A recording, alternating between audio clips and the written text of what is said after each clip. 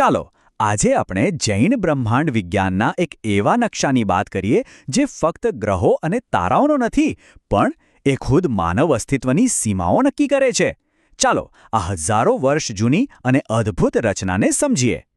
તો પછી સવાલ એ થાય કે શું ખરેખર એવી કોઈ ભૌગોલિક હદ છે જેની બહાર મનુષ્ય જન્મી જ ન શકે? ચાલો જોઈએ આ પ્રાચીન જ્ઞાન આપણને ક્યાં લઈ જાય છે.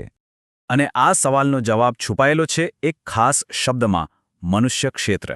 મનુષ્ય ક્ષેત્ર એટલે કે મધ્યલોકનો એવો ભાગ, એક એવી સીમા જ્યાં મનુષ્ય જન્મે છે, જીવે છે અને મૃત્યુ પામે છે. અને આખું ક્ષેત્ર શેનું બનેલું છે ખબર છે? ફક્ત 2 દ્વીપોથી. હા, તમે બરાબર સાંભળ્યું, 2 દ્વીપ. આ આંકડો જ આખી વાતનો સાર છે. તો ચાલો તૈયાર થઈ જાઓ. આપણે આ બ્રહ્માંડના નકશાને એકદમ સેન્ટરથી શરૂ કરીને એક પછી એક લેયર ખોલીને સમજીશું. આ સફર ખરેખર અકલ્પનીય છે. તો આ આખી વિશાળ રચનાના કેન્દ્રમાં એકદમ સેન્ટરમાં છે જંબુદ્વીપ. અહીંથી જ બધી શરૂઆત થાય છે. એનો વ્યાસ છે 1,00,000 યોજન. હવે યોજન એટલે જૂના જમાનાનું માપ, પણ વિશાળતાનો અંદાજો લગાવો.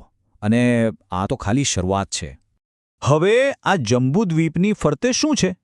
એને ચારે બાજુથી ઘેરીને આવેલો છે લવણ સમુદ્ર, એટલે કે ખારા પાણીનો મહાસાગર. અને અહીંથી એક મસ્ત પેટર્ન શરૂ થાય છે.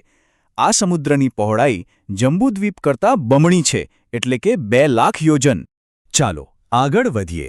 આ સમુદ્રની પહેલે પાર આવેલો છે બીજો મહાદ્વીપ, જેનું નામ છે ધાતકી ખંડ. અને ગેસ વોટ? પેટર્ન ચાલુ જ રહે છે. એની પહોળાઈ ફરીથી ડબલ, એટલે કે 4,00,000 યોજન. આ બ્રહ્માંડ સતત મોટું ને મોટું થતું જાય છે. ધાતકી ખંડને કોણ ઘેરે છે? એ છે કાલોદધી સમુદ્ર. નામ જ કેવું છે, સમયનો સાગર. અને પહોળાઈ? તમે બરાબર સમજ્યા, ફરીથી ડબલ, 8,00,000 યોજન. હવે આંકડા ખરેખર મોટા થઈ રહ્યા છે નહીં? ઓકે, હવે આપણે આવી ગયા છીએ મનુષ્ય ક્ષેત્રની એકદમ બોર્ડર પર. છેલ્લું લેયર, પુષ્કરવરદ્વીપ નામનો મહાદ્વીપ. પણ આખો નહીં, ફક્ત અડધો ભાગ. અને આ અડધા ભાગની પહોળાઈ પણ છે 8,00,000 યોજન. અને બસ અહીંયા મનુષ્યોની દુનિયાની હદ પૂરી થઈ જાય છે. તો આ બધા ટુકડાઓને જોડીએ તો આખો નકશો કેટલો મોટો થાય.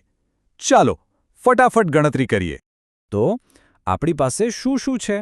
એક જંબુદ્વીપ, એની ફરતે ધાતકી ખંડ અને પુષ્કરવર દ્વીપનો અડધો ભાગ, એટલે કુલ થયા 2.5 દ્વીપ. અને એટલે જ એને 2.5 દ્વીપ પણ કહેવાય છે. સિમ્પલ. અને આ આખા વિસ્તારનો ટોટલ વ્યાસ કેટલો થાય? એ છે 45,00,000 યોજન. આ છે એક ક્ષેત્ર જ્યાં માનવ વસી શકે છે. પણ આ 45,00,000 યોજનનો આંકડો આટલો ઇમ્પોર્ટન્ટ કેમ છે? આ બોર્ડરનો મતલબ શું? શું કોઈ એને પાર કરી શકે? શાસ્ત્રોમાં આનો જવાબ એકદમ ક્લિયર કટ છે. મનુષ્યનો જન્મ, એનું જીવન અને એનું મૃત્યુ, આ બધું ફક્ત અને ફક્ત આ 2.5 દ્વીપની અંદર જ થઈ શકે છે. બસ આ જ એમની નેચરલ બાઉન્ડ્રી છે. પણ જેમ દરેક નિયમમાં હોય છે, અહીં પણ એક એક્સેપ્શન છે. આપણા જેવા સામાન્ય મનુષ્ય માટે તો આ બોર્ડર ફાઇનલ છે.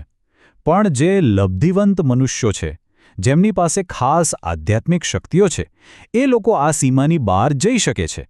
પણ હા, એક વાત યાદ રાખવા જેવી છે, ત્યાં જઈ શકે પણ ત્યાં રહી ના શકે કે જન્મ ના લઈ શકે.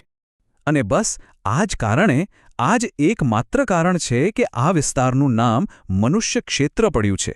કેમ કે આ જગ્યા ફક્ત મનુષ્યો માટે જ છે. તો સવાલ એ થાય કે હજારો વર્ષ જૂનો બ્રહ્માંડનો આ નકશો જે મનુષ્યને કેન્દ્રમાં રાખે છે, એ આજના સાયન્સના અનંત બ્રહ્માંડના વિચાર સામે શું કહે છે? આપણું સ્થાન શું ખરેખર આટલું સીમિત છે કે પછી એનાથી પણ કંઈક વિશેષ છે? આ એક એવો સવાલ છે જે વિચારવા પર મજબૂર કરી દે.